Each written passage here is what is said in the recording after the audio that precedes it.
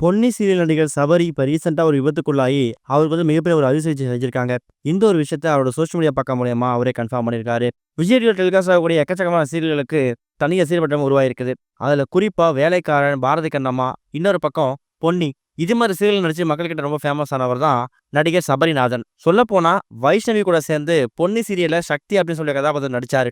எக்கச்சக்கமான serial நடிச்சிருந்தாலும் Ponni serial தான் ஒரு வாழ்க்கையில ஒரு டேர்னிங் பாயிண்டா அமைஞ்ச சீரியல். அப்படிப்பட்ட பொன்னி சீரியல் இப்ப கடந்த சில நாட்கள் முடிவுக்கு வந்துச்சு.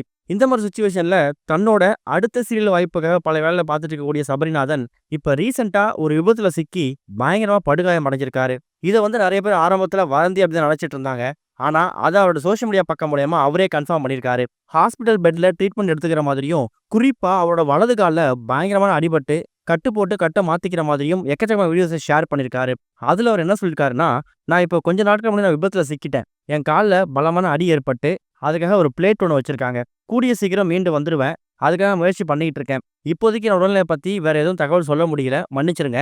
எல்லாரையும் சீக்கிரமா மீட் பண்றேன், ரெக்கவர் ஆயிடுவேன் அப்படிங்கிற மாதிரி ரொம்ப எமோஷனலான போஸ்ட் ஒன்று சபரிநாதன் ஷேர் பண்ணியிருக்காரு.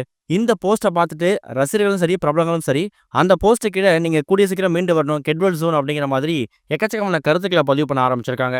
இதுல இன்னொரு சோகமான விஷயம் என்ன அப்படின்னு கேட்டீங்கன்னா, வலது காலையும் இடது கையில தான் அவருக்கு அடிபட்டிருக்குதான். இவருக்கு விபத்து எப்படி நடந்துச்சு அப்படிங்கிற செய்தி இது வரைக்கும் அவர் வெளியிடவே இல்லை.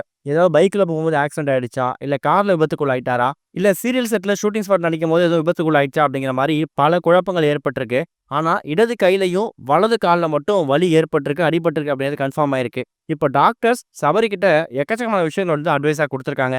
வலது காலில் ஆபரேஷன் பண்ணி அந்த பிளேட் வச்சிருக்காங்கல்ல, அதுக்காக கொஞ்ச நாட்கள் இவர் நடக்கக்கூடாது அப்படிங்கிற மாதிரியும், அப்படியே நடந்தாலும் ஸ்டெப்ஸ் எல்லாம் ரொம்ப ஃபோர்ஸ் பண்ணி ரொம்ப அதிர்ந்து வைக்கக்கூடாது, ரொம்ப கேஷுவலாக நடக்கக்கூடாது, ஒருவரையும் பார்த்து பார்த்து வைக்கணுங்கிற மாதிரி எக்கச்சக்கமான ரெஸ்ட்ரிக்ஷன்ஸ் போட்டிருக்காங்களாம். பொன்னி சீரியல் முடிஞ்சு அடுத்த ஒரு சீரியல் வாய்ப்பாக காத்திருக்கக்கூடிய நடிகருக்கு அந்த சீரியல் வாய்ப்பில் கலந்துக்க கூட முடியாம இப்படி அடிபட்டு கிடக்கிற விஷயம் ரசிகர் மத்தியிலையும் சின்ன திரையுலக மத்தியிலையும் மிகப்பெரிய அதிர்ச்சி சோகத்தை ஏற்படுத்தியிருக்குது. இன்னும் கொஞ்ச நாட்கள், குறைஞ்சது 1 மாத காலமாவது அவர் பெட் ரெஸ்ட்ல இருந்தாகணும். எங்க போனாலும் வீல் சேர்ல மட்டும் தான் போக முடியும் அப்படிங்கிறது இப்ப கன்ஃபார்ம் ஆயிருக்கு. என்ன பண்ண போறாரு அப்படிங்கிறத வெயிட் பண்ணி தான் பார்க்கணும். இது ஒரு பக்கம் இருக்க, தனுஷ், நாகார்ஜுனா இவங்க கூட்டணியில் உருவாகி திரைப்படம் தான் குபேரா.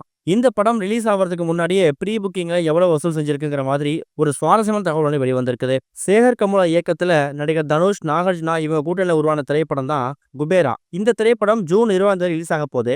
120 கோடி ரூபாய் வசூல் 120 கோடி ரூபாய் பட்ஜெட்ல உருவாகிய திரைப்படம் இப்ப ரிலீஸ் நெருங்கி இருக்கிறதால ப்ரீ புக்கிங்ல மாஸ் காமிச்சிட்டு இருக்குதான். குறிப்பா இந்தியாவை விட வெளிநாடுகள்ல தான் அதிகமா வசூல் செஞ்சிருக்குதான். குறிப்பா வெளிநாட்டுல இது வரைக்கும் $17,013 US டிக்கெட் விற்பனை ஆயிருக்குதாம். அது நம்மூர் மதிப்புக்கு படி எப்படி பார்த்தாலும் ஒரு 14 லட்சம் ரூபாய் இருக்குமா.